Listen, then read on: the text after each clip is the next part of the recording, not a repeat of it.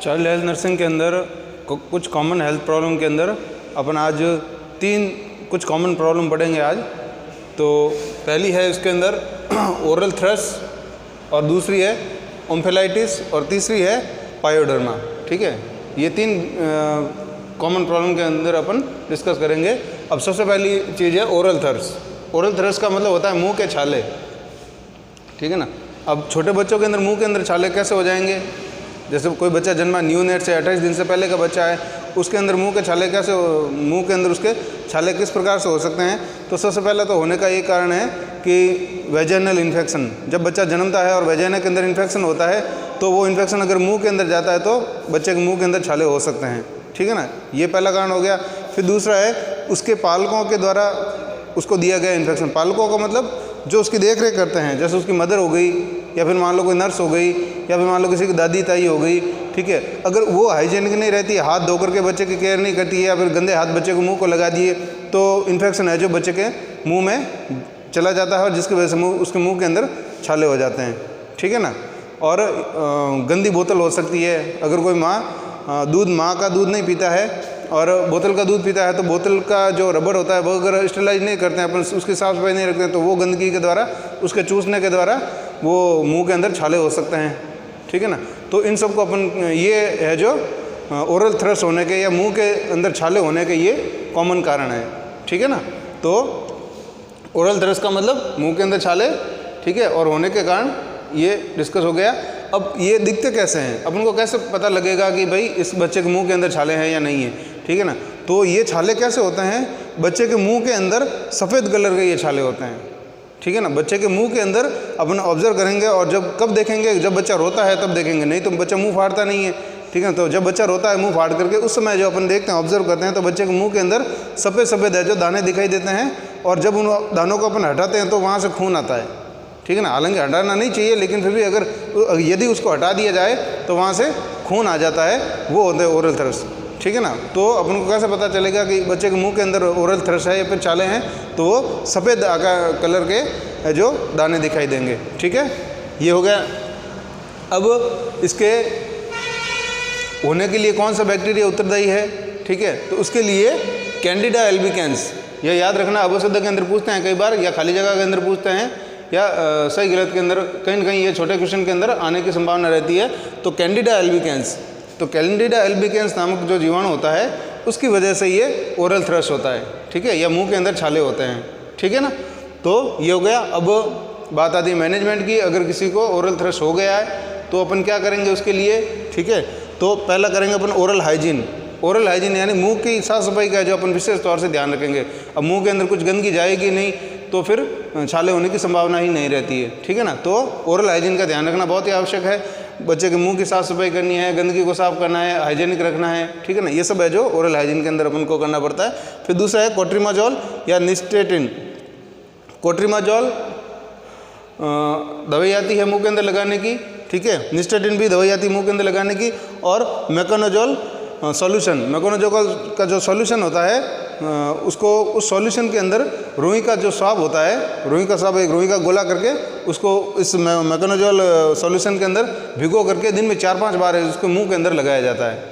ठीक है ना। तो ये उसका मैनेजमेंट है। ओरल थ्रश क्या होता है? मुंह के अंदर छाले, ठीक है, होने के कारण क्या है वो बता दिए। वेजाइनल इन्फेक्शन हो सकता है, पालकों के द्वारा हाइजीन नहीं रहना वो हो सकता है, रबर की निपल से दूध पीना ये हो सकता है, बोतल के द्वारा दूध पीना ये हो सकता है। ठीक है ना। तो ये सब इसके कारण हो जाते हैं। कौन सा बैक्टीरिया उत्तरदायी है? Candida albicans. और मैनेजमेंट के अंदर ओरल हाइजीन को मेंटेन रखेंगे, और कोट्रिमाजोल और निस्टेटिन और मेकोनोजोल ये सॉल्यूशन का है जो अपन है जो स्वाब है जो भिगो करके मुंह के अंदर दिन में 3 से 4 बार है जो अपन घुमाएंगे। तो ये हो जाता है ओरल थ्रश। छोटा सा पॉइंट है, ज़्यादा कोई डिस्कस करने लायक नहीं है। केवल आपको कारणों के बारे में ध्यान रखना है और जीवाणु कौन सा उत्तरदायी इसके बारे में याद रखना है। ठीक है। तो ये ओरल थ्रश, ये पहला पॉइंट कंप्लीट हो गया। अब दूसरा आता है ओम्फेलाइटिस। ओम्फेलाइटिस अपन कहते हैं कि अम्बिलिकल कॉर्ड का जो इन्फेक्शन होता है। कई बार क्या होता है, जो नाभि होती है, अम्बिलिकल कॉर्ड होती है। ठीक है, अम्बिलिकल कॉर्ड अपन क्या करते हैं, 4 से 5 सेंटीमीटर पेट से दूर काटते हैं। ठीक है ना, 4 से 5 सेंटीमीटर अपन पेट से दूर काटते हैं, यदि फिर उसकी अगर अपन ध्यान नहीं रखें, अगर काटते समय अपन स्टेरिलाइज टेक्निक का प्रयोग नहीं करें तो क्या होता है, उसके अंदर पस हो जाता है। ठीक है, नाभि के अंदर क्या होता है, पस हो जाता है और पस होकर के वो बच्चे के अंदर प्रॉब्लम कर सकता है। तो नाभि के अंदर पस हो जाना या उसका इन्फेक्शन हो जाना ऑम्फिलाइटिस कहलाता है। ठीक है ना, ये शब्द याद रखना आपको कि अम्बिलिकल कॉर्ड का इन्फेक्शन क्या कहलाता है, ऑम्फिलाइटिस।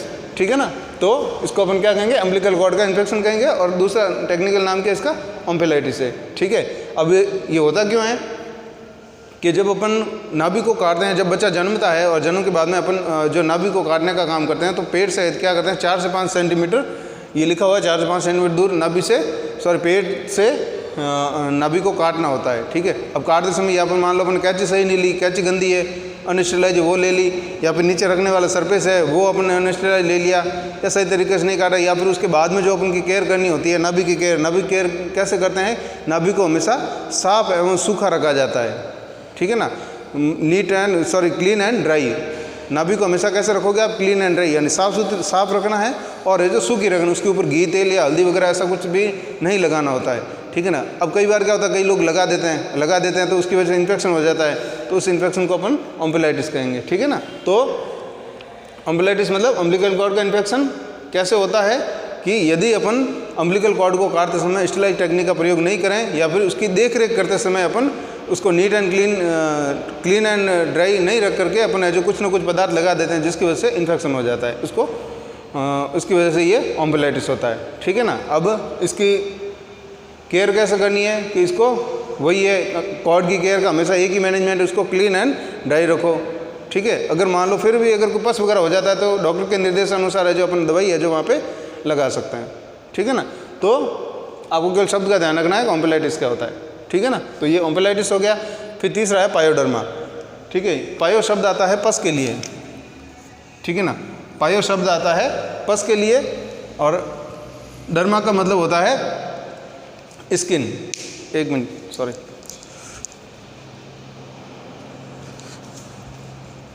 हाँ, तो पायोडर्मा का पायो शब्द होता है पस के लिए, डर्मा का मतलब स्किन, यानी स्किन के अंदर पस हो जाना। अब स्किन के अंदर पस कैसे होता है, तो जो अपनी छोटे बच्चे की स्किन होती है, स्किन के ऊपर क्या होता है, फफोले बन जाते हैं, फुंसियाँ बन जाती है।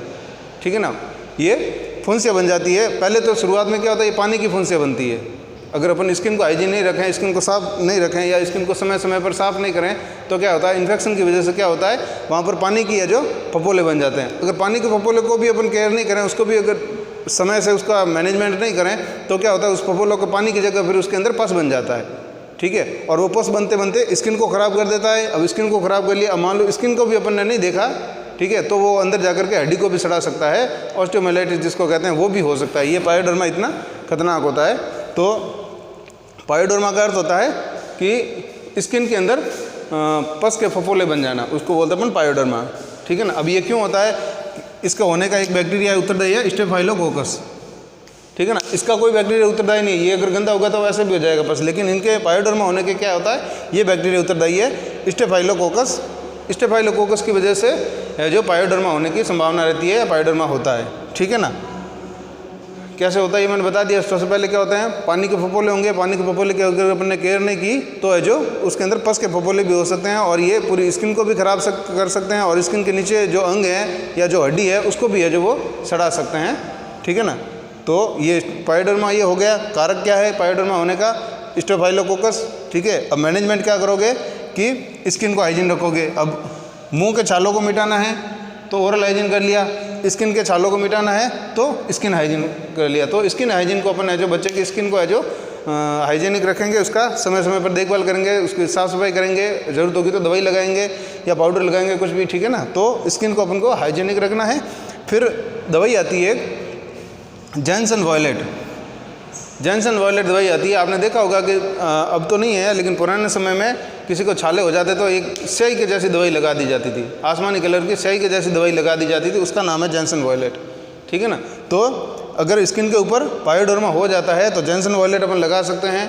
ठीक है, वो भी स्किन की ही दवाई होती है लेकिन उसका कलर स्याही जैसा होता है, तो जॉनसन वॉयलेट लगा सकते हैं। और एक नियोमाइसिन आती है, नियोमाइसिन आती है, ये आपको काफ़ी जनों ने देखी होगी, खुजली की दवाई आती है, एलर्जी खुजली होती है, दाद वगैरह होती है, उसके अंदर नियोमाइसिन आता है, तो ये एंटी फंगल दवाई है, तो जो स्ट्रेप्टोपाइलोकोकस को डिस्ट्रॉय करने का काम करती है, इसकी या फिर इसको बढ़ने नहीं देती है, ठीक है ना। तो जॉनसन वॉयलेट या फिर नियोमाइसिन है जो अपन है जो लगा सकते हैं, ठीक है ना। तो आज अपन ने 3 कॉमन प्रॉब्लम के अंदर डिस्कस कर लिया, एक तो ओरल थ्रश के ऊपर, एक ओम्फिलाइटिस के ऊपर और एक पायोडर्मा के ऊपर। अब इन तीनों के अंदर ये क्यों होते हैं और इसका क्या मैनेजमेंट है, ये 2 चीज़ आपको याद रखनी है, ठीक है ना। क्यों होते हैं मतलब इसके जो बैक्टीरिया वगैरह इनका नाम, ठीक है ना। तो आज के लिए इतना काफ़ी है। कल अपन पढ़ेंगे नियोनेटल कन्वल्जन या फिर नियोनेट सीजर, यानी जो बच्चों को ताने आती है उसके बारे में अपन, वो थोड़ा बड़ा टॉपिक है तो उसके बारे में अपन कल डिस्कस करेंगे, ठीक है। Thank you.